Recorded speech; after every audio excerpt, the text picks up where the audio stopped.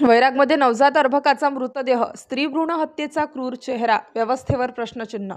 वैराग येथील पेशवेकालीन गाव तलावामध्ये नवजात अर्भक मृत अवस्थेत आढळल्याने समाज मन हादरले आहे। मृत अर्भक स्त्री जातीचे असल्याचे स्पष्ट झाले असून वारंवार मुलींचा जन्म किंवा अनैतिक संबंध यामागील कारणीभूत असावे असा प्राथमिक अंदाज पोलिसांनी व्यक्त केला। मुलीच्या जन्मामुळे समाजातील काही विकृत मानसिकतेचे लोक आजही संतापजनक टोकाला जातात, हे या घटनेतून पुन्हा एकदा सिद्ध झाले आहे। दरम्यान अर्भकाचे शवविच्छेदन करण्यासाठी पोलिसांनी मोठा त्रास सहन केला। वैराग प्राथमिक आरोग्य केंद्रातील शवविच्छेदन कक्ष बंद असल्याने मृतदेह बार्शी येथे नेण्यात आला। मात्र तेथेही नवजात अर्भक असल्यामुळे शवविच्छेदन करता येणार नाही असा निर्णय देण्यात आला। परिणामी पोलिसांना मृतदेह पुन्हा सोलापूरच्या शासकीय रुग्णालयात नेऊन प्रक्रिया पूर्ण करावी लागली। वैराग बार्शी सोलापूर असा फेऱ्यांचा प्रवास म्हणजे मृतदेहालाही न्याय मिळवून देताना सरकारी आरोग्य यंत्रणेच्या अपुऱ्या सुविधा आणि असंवेदनशीलतेचे धक्कादायक दर्शन घडले।